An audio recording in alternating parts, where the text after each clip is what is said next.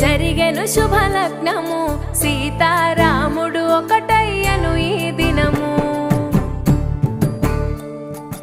7 అడుగుల పయనము ఒకరికొకరు సొంతం